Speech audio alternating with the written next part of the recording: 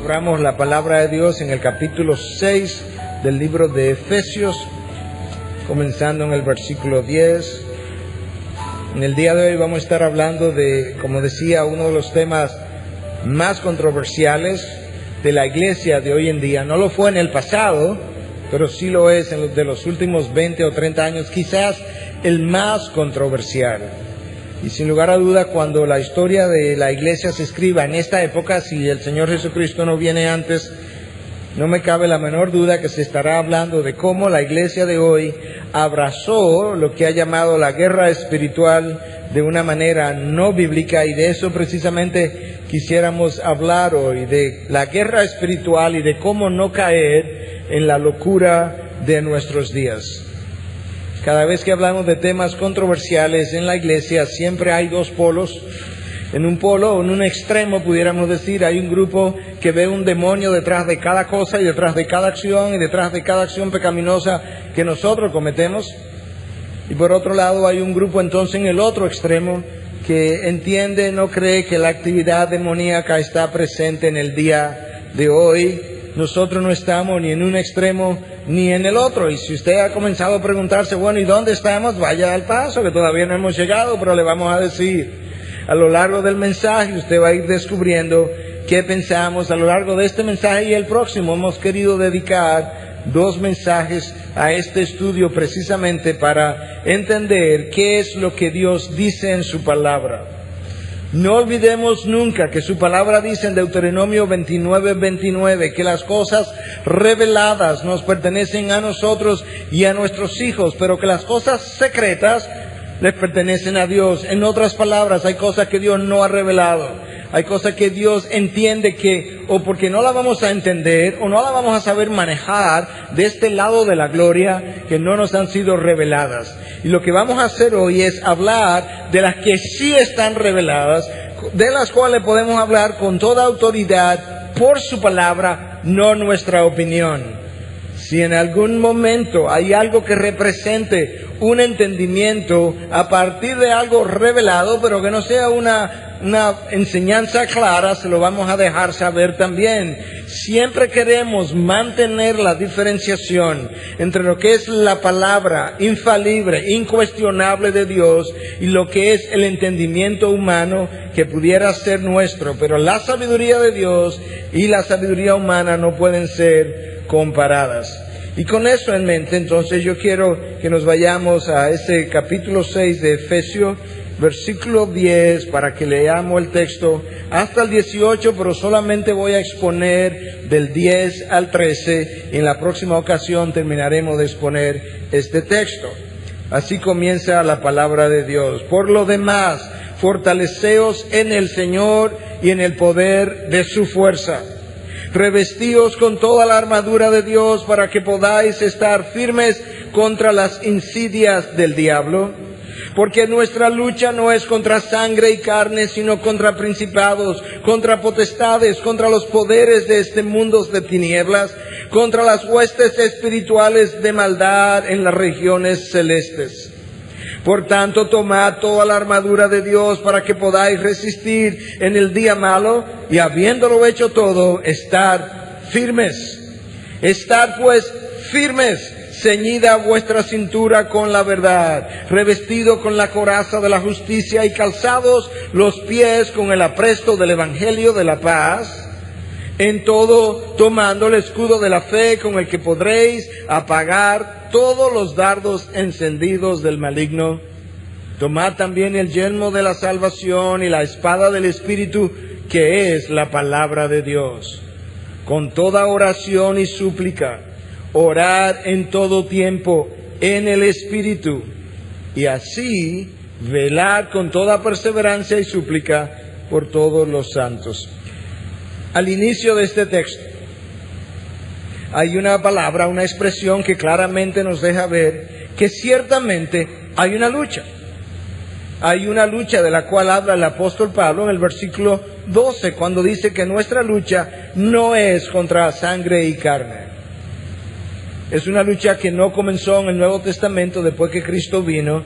Es una lucha que comenzó en el jardín del Edén, cuando Dios creó al hombre. Es una lucha que tiene evidencias en el Antiguo Testamento y en el Nuevo Testamento.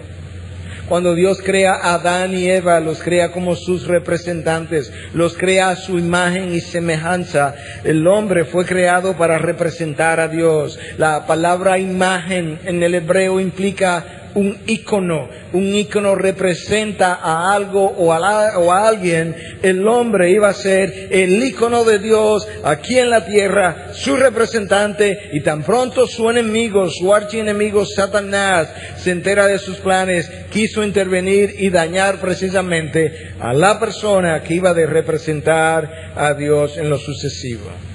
Esta lucha comienza temprano, Génesis 3. Tan pronto la creación de Dios comienza a operar. Y el apóstol Pablo nos habla de que esa lucha, en el griego paleo, implica, según los estudiosos del lenguaje original, es una lucha que se da mano a mano, cuerpo a cuerpo, como la lucha libre de nuestros días. Y decía otro de esos grandes estudiosos, de esos grandes académicos del griego, que implica una lucha donde uno está tratando de tumbar al otro, y donde literalmente la idea es tumbar al otro y luego poderle poner el pie sobre el cuello como indicación de victoria. Ese tipo de lucha es a la que Pablo se está refiriendo, de manera que esto nos da a nosotros una idea de que no es una lucha que se libera simplemente en las regiones celestiales, como Pablo habla en este texto, sino que tiene una realidad allá arriba, pero tiene una realidad en nuestras vidas que necesitamos conocer para saber cómo librarla y para saber cómo no librarla. Lamentablemente, la iglesia de Cristo ha estado inmersa, o una parte de la iglesia de Cristo, porque no es toda, ha estado inmersa en los últimos 20 o 30 años en una guerra espiritual que Dios no está peleando, de una manera que Dios no está bendiciendo ni está respaldando, y está siendo derrotada a diestra y siniestra. Porque hay un diseño de cómo luchar esa batalla dada por Dios. No hay duda de que hay una batalla, y Pablo dice que esa lucha no es contra sangre y carne, sino contra poderes de las tinieblas, entidades espirituales poderosas que están detrás de toda una orquestación tratando de deshacer y de oponerse a los planes de Dios y a la verdad de Dios. La lucha es intensa, es poderosa, y estas entidades son definidas como huestes. No son una o dos, son grandes cantidades de entidades que Pablo le llama huestes espirituales, pero no pase por alto este término, de maldad en las regiones celestes. Huestes tenebrosas que viven en lugares y representan las tinieblas, la oscuridad.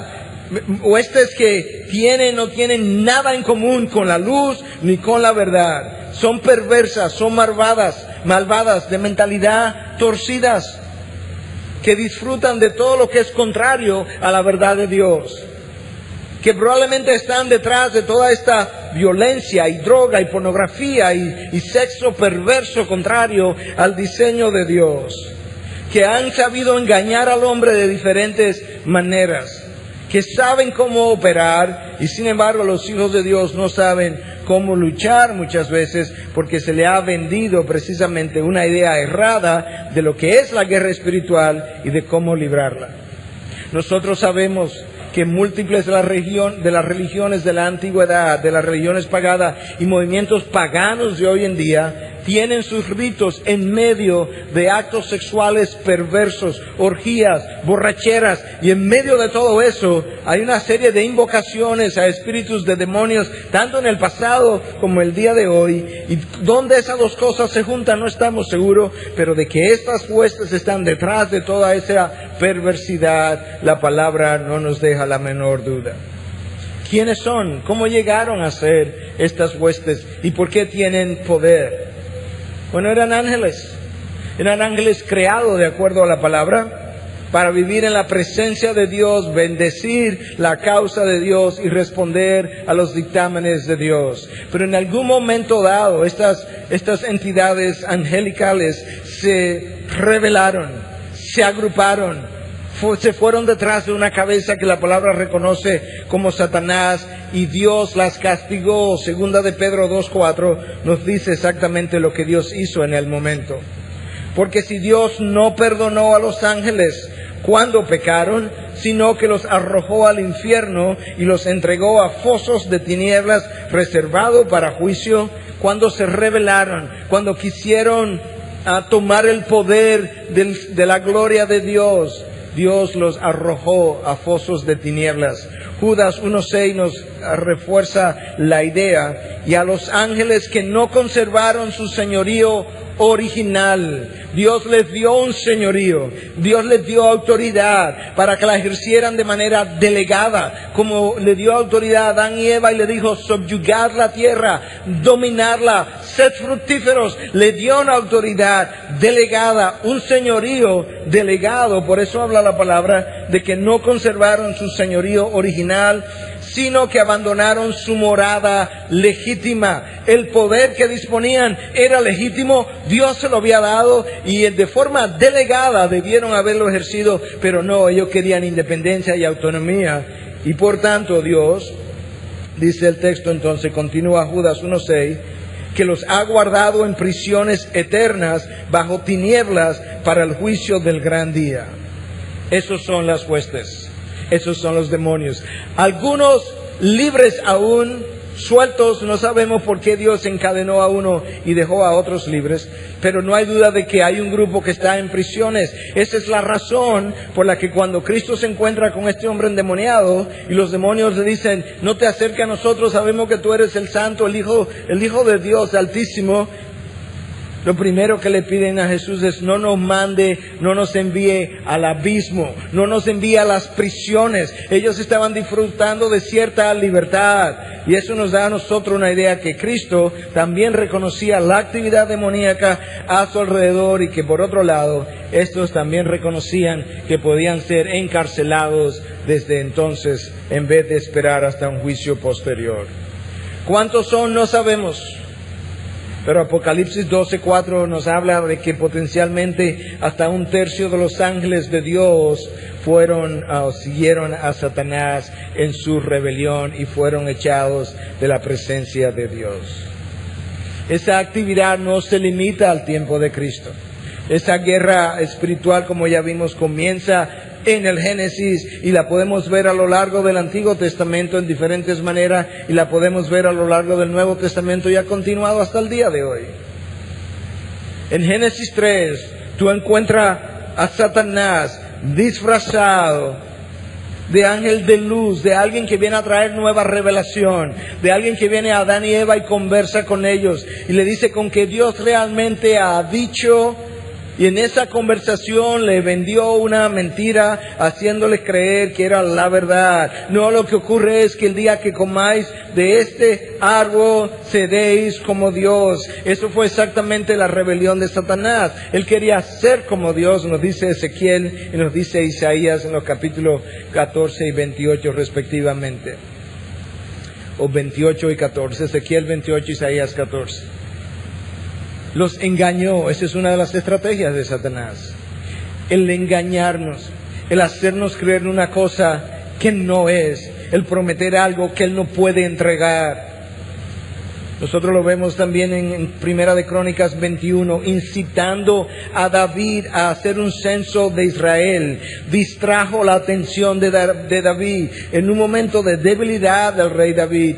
Un hombre que había confiado hasta ese momento en el poder de Dios, en la cobertura de Dios, en Dios como su escudo. De un momento y de repente, de un momento a otro, comienza a hacer un censo confiando en sus soldados, confiando en sus caballos, y distrajo a David. Y eso es una de las maneras como Satanás a veces nos logra distraer la atención, nos desenfoca, nos hace distraer, nos hace poner la atención en algo que no debiéramos estarlo poniendo, sobre todo en momentos cruciales de la batalla, y nosotros pagamos las consecuencias. Distracción del creyente.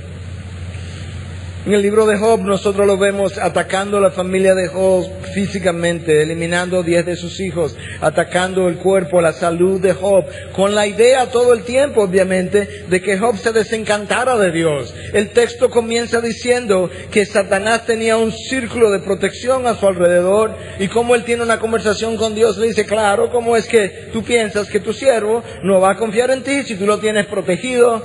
Y en este momento está tratando de hacer que Job se desencante de Dios, como se desencantó su esposa cuando le dijo a Job, maldice a Dios y muérete.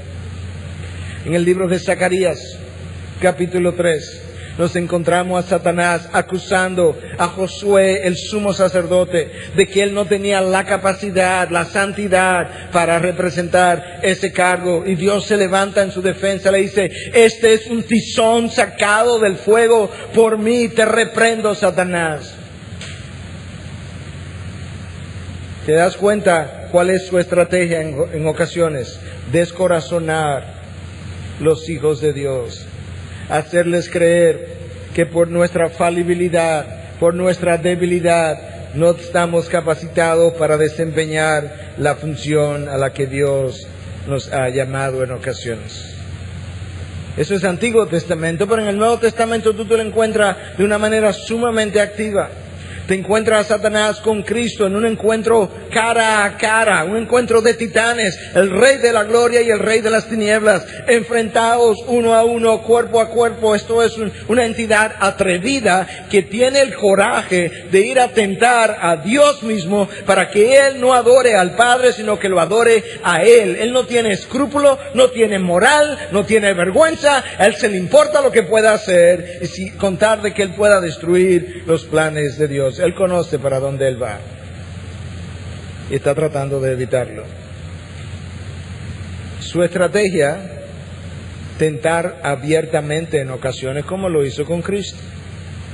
En Mateo 16, te encuentra ahora a Pedro tratando de impedir que Jesús llegue hasta Jerusalén, donde Él va a ser crucificado, donde en la cruz va a derrotar los poderes de las tinieblas, dice Colosenses 2, y de repente te encuentras a Jesús diciéndole a Pedro, apártate de mí, Satanás, me eres piedra de tropiezo. Satanás usando a un creyente, a un apóstol para oponerse a los planes de Dios, de tal manera que en ocasiones, si Él gana acceso a tu mente, como vamos a hablar, Él podría usar, esa es otra de sus estrategias, un hijo de Dios para que se oponga a otro hijo de Dios.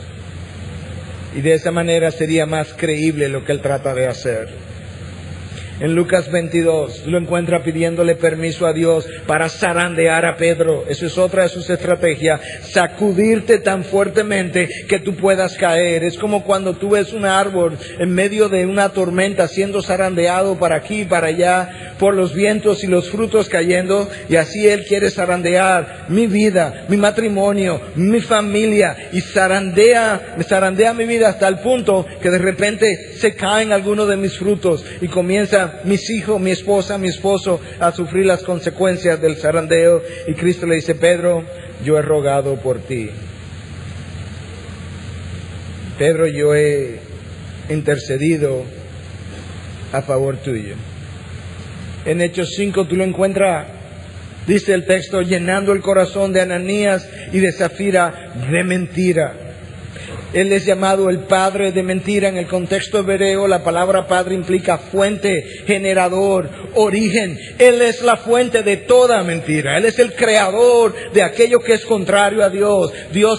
Cristo viene y dice, yo soy la verdad. Satanás viene y Él es el padre de la mentira. Todo lo opuesto. En 2 Corintios 12 tú lo encuentras abofeteando a Pablo, haciéndole la vida imposible. En 1 Tesalonicenses 2:18 Pablo dice, cuánto yo he añorado haber llegado a ustedes antes, pero Satanás me lo impidió. Permitido por Dios, sí, pero hubo una oposición, hubo inconvenientes, hubo dificultad en llegar hasta Tesalónica en ese momento, y Pablo lo entiende y lo admite. Eso nos da una idea de alguna de sus estrategias, de alguna de sus artimañas, de cómo él libera estas luchas. Pablo nos habla en 2 Corintios 2:11 de los ardides o artimañas o estrategias, dependiendo de la traducción que tú tengas, de Satanás. Pero escúchame, si es una estrategia, no es algo que él hace al azar. Una estrategia no es algo que tú tiras a ver a quién se le pega, en buen dominicano.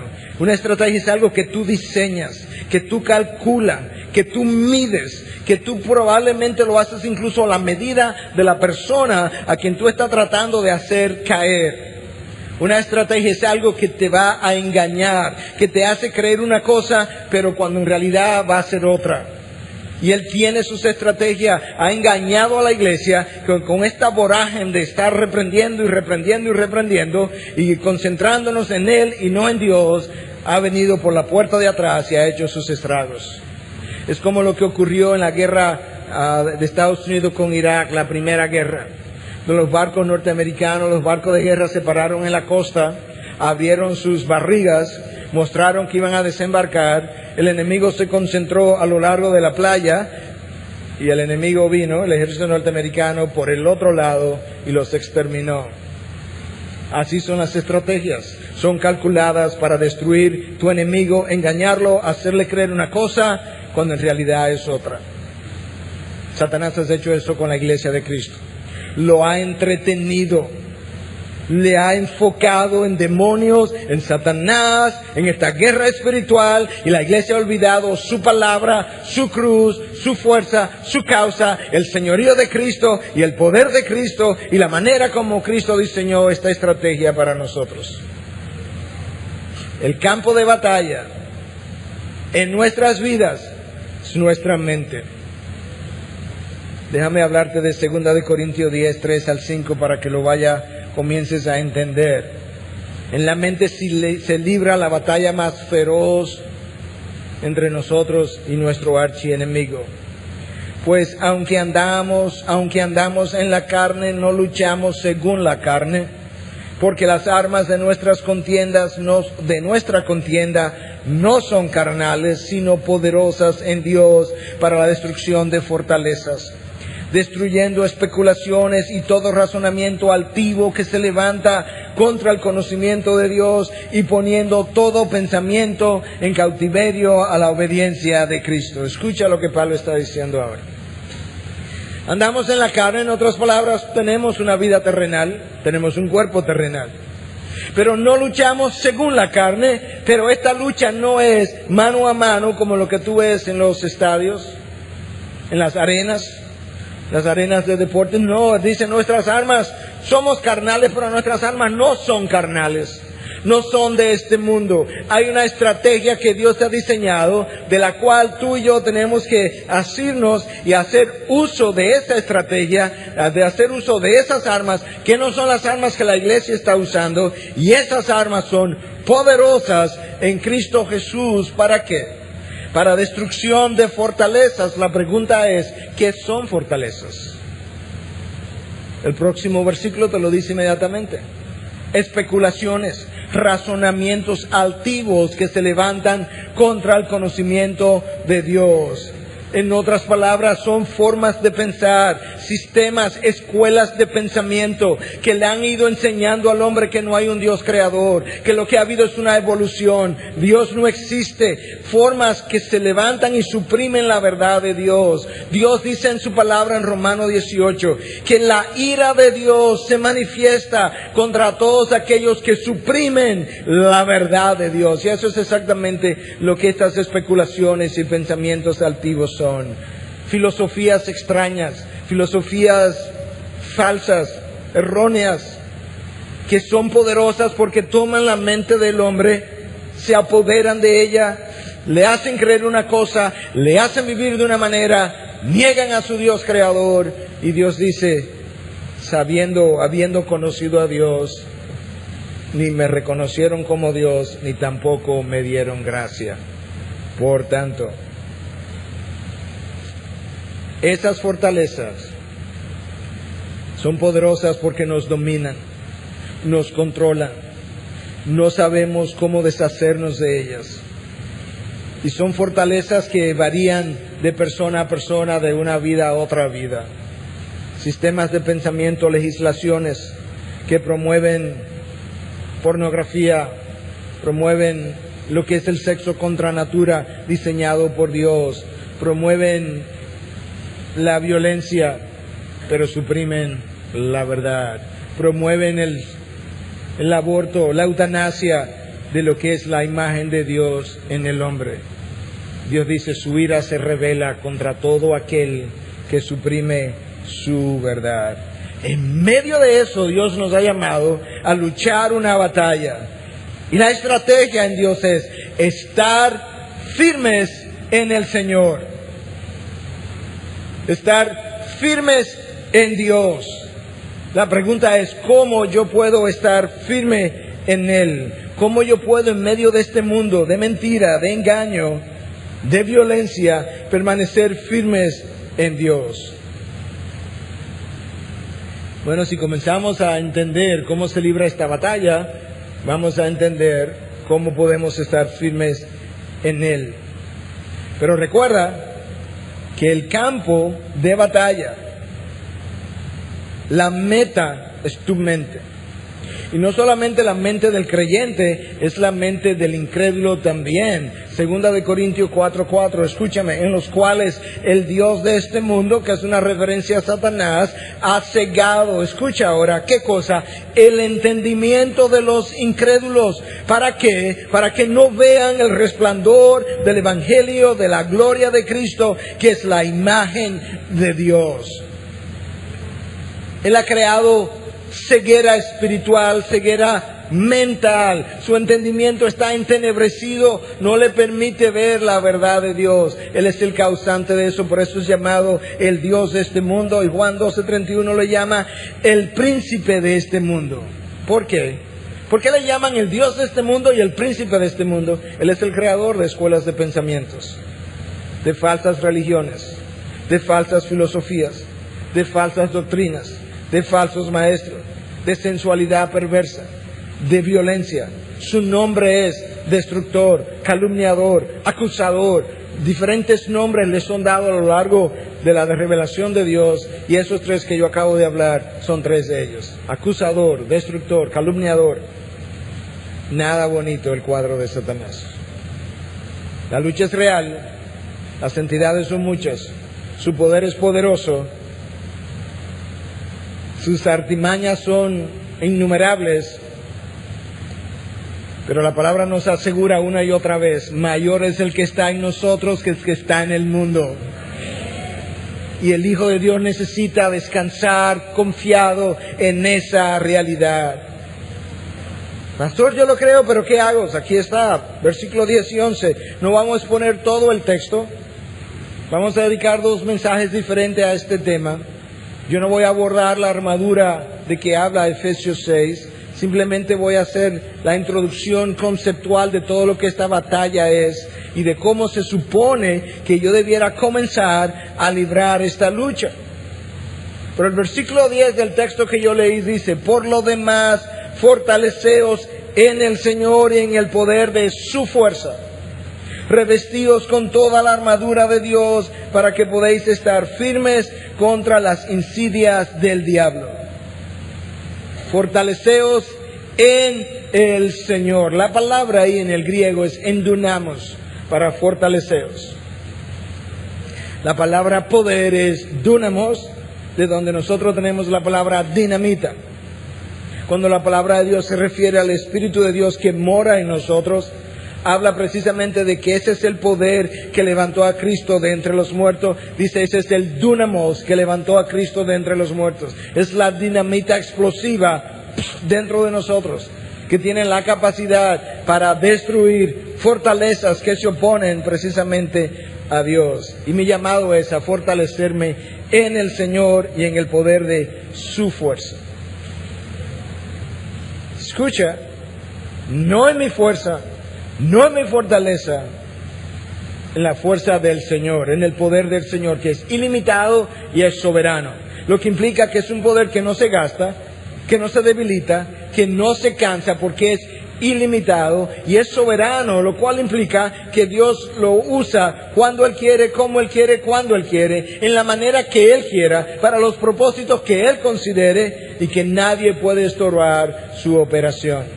En ese poder ilimitado, incansable, que no se gasta, que no se consume y que hace lo que quiere cuando quiere, está mi fortaleza.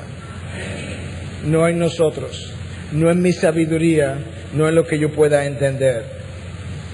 La palabra de Dios habla entonces de que, en el versículo 11, de que yo debo ponerme toda la armadura de Dios, revestido con toda la armadura de Dios. Esa palabra ahí para revestidos, o ponerme, o colocarme, es la palabra enduo en el griego. Pastor, ¿y por qué tanto insistir en el lenguaje original? Nos ayuda a entender mejor lo que está diciendo.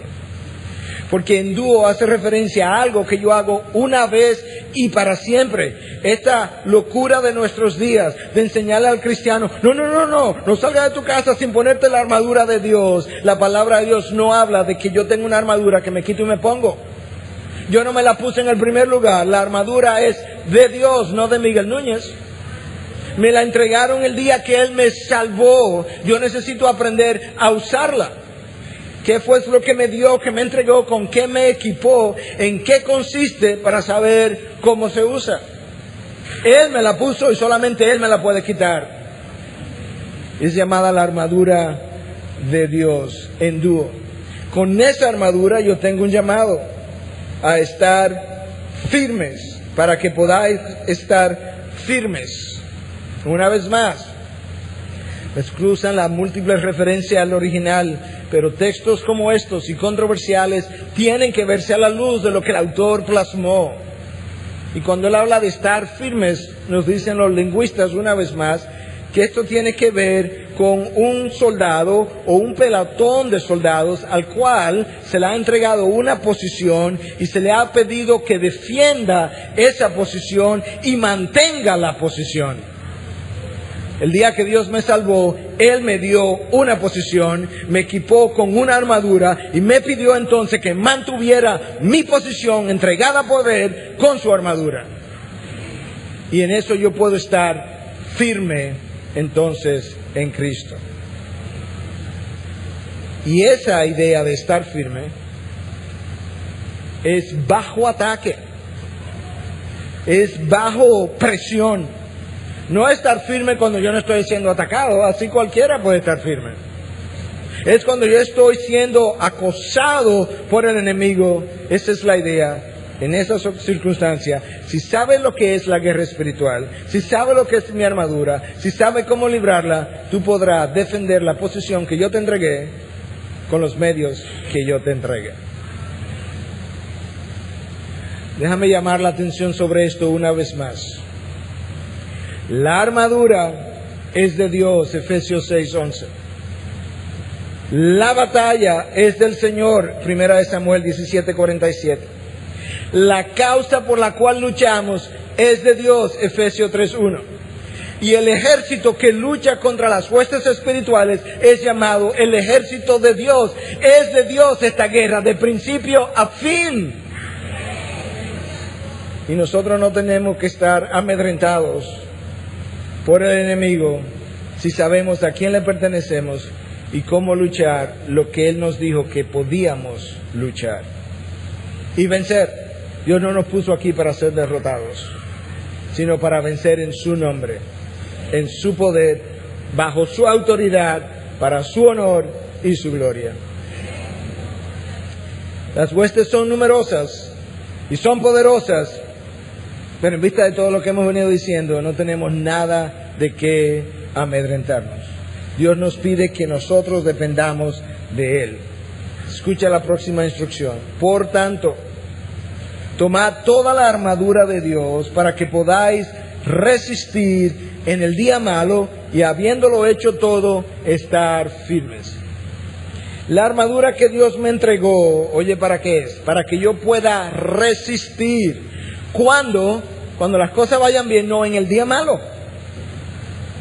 En el día de la tentación, en el día de la emboscada, en el día de la presión, en el día de la estrategia contra mí, para que podáis estar firme en el peor de los días.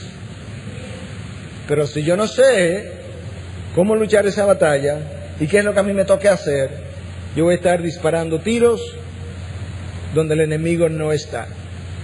Y eso es lo que la iglesia ha hecho en los últimos 20 o 30 años. Ha empuñado sus armas espirituales y la ha estado disparando en todos los lugares donde Satanás no está. Y él por aquí atrás diciendo, sacándonos la lengua espiritual. Y los hijos de Dios no aprenden. Oye, ¿cuál es el llamado? Reiterativo.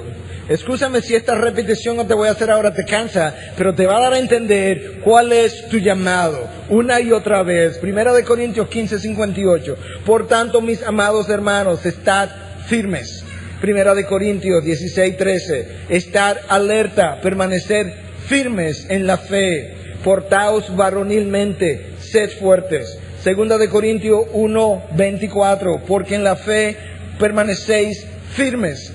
Gálatas 5:1. Por tanto, permaneced firmes. Efesios 6:11. Para que podáis estar firmes. Efesios 6:13. Estar firmes. Efesios 6:14. Estad pues firmes. Filipenses 4:1. Estad firmes en el Señor. Colosenses 4:12. Para que estéis firmes, perfectos y completamente seguros en toda la voluntad de Dios. Segunda de Tesalonicenses 2:15. Así que, hermanos, estad firmes y conservar las doctrinas que os fueron enseñadas. Primera de Pedro y última 5:9. Pero resistidle firmes en la fe, sabiendo que, y el resto del texto continúa. Mi llamado es a estar firme. Pastor, pero ¿y cómo yo puedo estar firme? Yo lo acabo de leer. El texto lo dice, en la fe, en la voluntad de Dios y en las doctrinas que se me han enseñado. Cuando yo me paro en la palabra enseñada por Dios, por su Espíritu, yo tengo una roca inconmovible que me sirve de base. Cuando esa roca es mi ancla, cuando permanezco ahí, cuando tengo confianza en Dios, cuando yo puedo entonces vivir en la voluntad de Dios, Dios me hace ser inconmovible. La batalla es del Señor, no mía, ni es tuya. El hombre tiene una idea agrandada de lo que él puede hacer. Y continuamente yo escucho verbalmente personas luchando contra entidades que si Dios no tuviera misericordia se lo llevara de medio en un segundo. Entidades poderosas, de una manera no bíblica. La iglesia de Corinto fue una iglesia inmersa en un mundo pagano. Ya hemos hablado que su templo tenía 1000 prostitutas que ellos llamaban sagradas, donde día a día se llevaban a cabo estas orgías con rituales dedicados a seres demoníacos. En medio de eso, Dios planta una iglesia, la iglesia de Corinto. Y esta iglesia comenzó a tener problemas. Y hubo problemas de división, hubo problemas de todo tipo. Y lo que queremos hacer rápidamente, haciendo uso de una observación que Wayne Grudem hace en su libro de Teología Sistemática. Grudem es probablemente uno de los teólogos más balanceados que yo haya podido, a los cuales yo me haya podido exponer. Él hace una observación sumamente sabia. Porque no hay duda, lo hemos dicho esta mañana, que entendemos que hay huestes espirituales en las maldades celestes tratando de engañar al hombre, de dividir al pueblo de Dios, de crear todo eso, de crear perversidades sexuales y demás. Pero escucha ahora, en la iglesia de Corinto, en la iglesia donde el capítulo 12 nos habla que estaban presentes todos los dones, a esta iglesia no le faltaban dones. Cuando comiencen a pasar cosas, escucha las instrucciones de Pablo. Cuando hubo división entre ellos, él no le mandó a expulsar el demonio de división, como la iglesia hace hoy, sino que fueran de un solo sentir y de un solo corazón. En eso estarían firmes. Cuando hubo un problema de incesto, Pablo nos dice que expulsaran el demonio de incesto, como muchas veces hemos oído. Pablo los mandó a que lo trajeran a la iglesia, le hicieran disciplina pública, lo expulsaran de la iglesia. Ustedes lideran con él. No expulsar el demonio a que cometió el incesto. Él es el culpable. Es fácil excusar nuestras conductas cuando queremos achacarle todo a un demonio. Cuando la iglesia de Corinto tuvo problemas en la corte y los creyentes estaban demandando a otros creyentes llevándosela a la corte civil, Pablo le dice: no, vengan a la iglesia, busquen sus autoridades espirituales y puedan decidir esos casos dentro de la iglesia. Él no lo mandó a expulsar el demonio de litigios. Cuando hubo problemas de excesos en la cena del Señor, en la comunión, hubo problemas de excesos. Padre no lo mandó a expulsar el demonio de glotonería, sino a que se examinara cada uno antes de tomarla. Y que recordaran que algunos, por los excesos cometidos, Dios le había quitado la vida y que otros estaban enfermos. ¿Te das cuenta de la enorme diferencia, del abismo que existe entre la enseñanza bíblica y la manera como la iglesia de hoy quiere llevar a cabo esta lucha espiritual? No hay duda de que hay actividad. Nosotros hemos estado en presencia en un par de ocasiones de personas endemoniadas. No estamos quitando esa posibilidad y realidad. Estamos hablando de cómo llevar a cabo la lucha que Dios nos ha dado. Esta idea de que hoy se vende en lo que se llama evangelismo de poder, power evangelism, de que antes de entrar a una región a predicar la palabra, hay que ir a reprender, hay que hacer una cartografía ahora, oye todo lo que se habla, de espíritus que tienen controles territoriales, hacer una cartografía, reprender a estos espíritus para poder después predicar el evangelio para que sea efectivo. No, la palabra en ningún momento hace señalamientos ni cercanos a esos. El evangelio de por sí es el poder de Dios para salvación. Solo hay que predicarlo. Su palabra es como un león, decía John MacArthur. Tú solamente tienes que soltarla, él se defiende solo. Así es su palabra. Solamente tienes que desatarla, ella se defiende sola. No me necesita a mí. Una vez más, en la medida en que traigo esto a un cierre, de otra manera, déjame enfatizarte nuevamente la realidad de estar firmes, que es nuestra estrategia contra ese archienemigo. Estad firmes y resistid, Santiago 4:7. Escucha, por tanto, someteos a Dios. Oye lo próximo. Resistid pues al diablo y huirá de vosotros. Oye, ¿cuál es el llamado cuando Él viene a mi vida? Es a resistirlo en el Señor y Él huirá de mí. Cuando Él me ve en la verdad, viviendo por la verdad, Él sabe que no me puede hacer caer, Él se va detrás de otro que esté en el error. Resistir al diablo y Él huirá de vosotros. A vivir por fe, Efesios 6:16, porque por la fe yo puedo apagar todos los dardos encendidos del enemigo.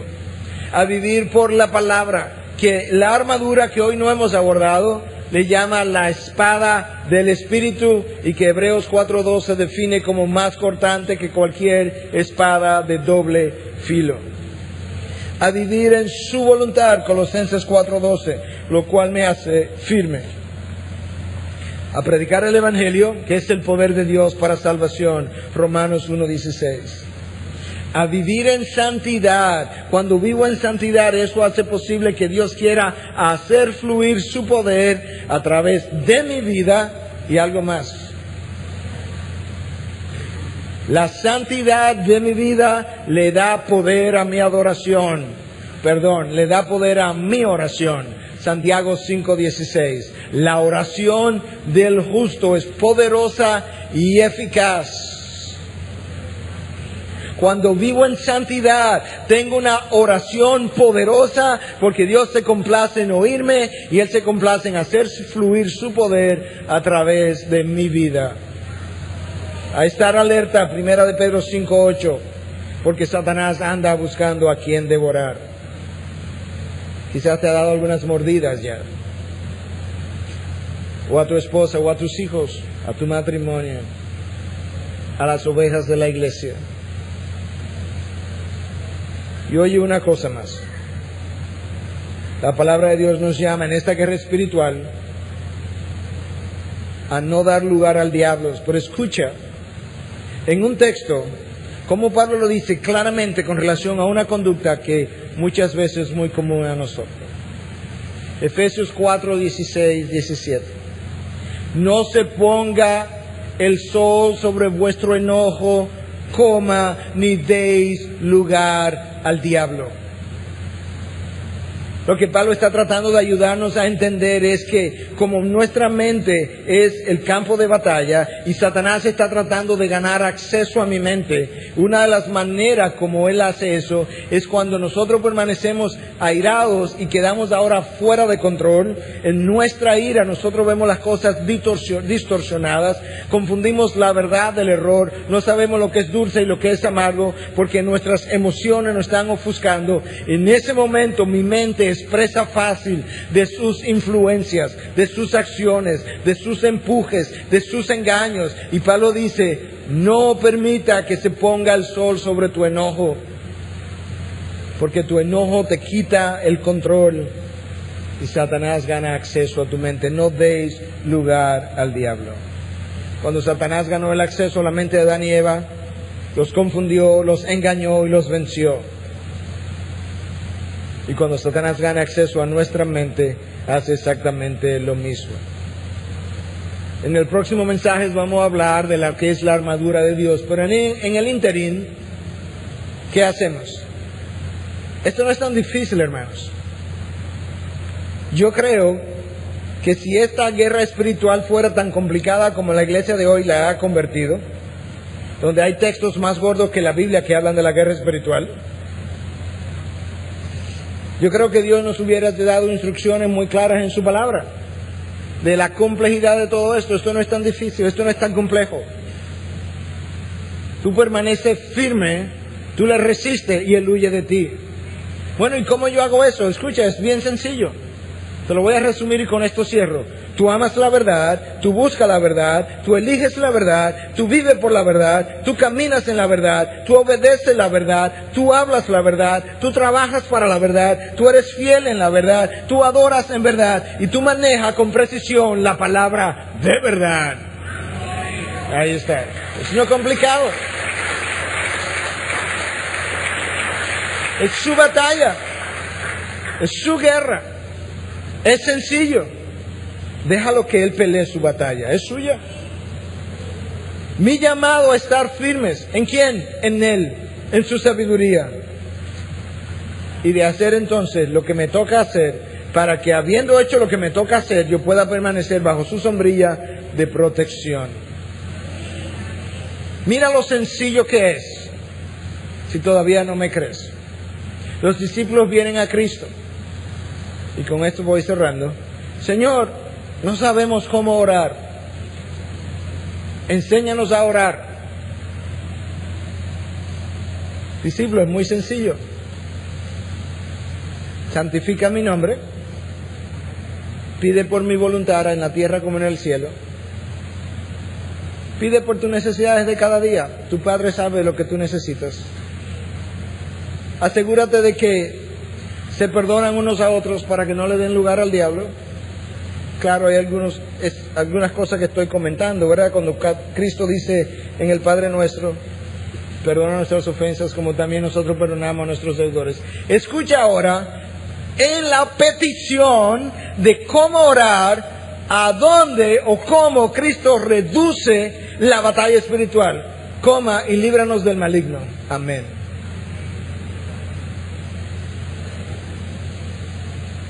¡Wow! Porque yo creo que ese era el momento para Cristo decirle, bueno, es que orar no es complicado. Yo no puedo enseñarle esto en un minuto o dos. Y esta batalla espiritual de la que no hemos hablado todavía, esto es complicado. Líbranos del mal, del maligno. La palabra dice muchas veces en sus traducciones mal. El original dice, líbranos del maligno, haciendo referencia a Satanás. Amén. Si tú permaneces en la verdad, y le deja a Dios que haga su trabajo, y tú haces el tuyo, tú estás del otro lado. Porque no hay nada ni nadie que nos pueda separar del amor en Cristo Jesús. Ni lo alto, ni lo bajo, ni principados, ni poderes, ni potestades, ni lo presente, ni lo futuro, ni ninguna otra cosa creada o hueste espiritual nos podrá separar del amor de Dios que es en Cristo Jesús.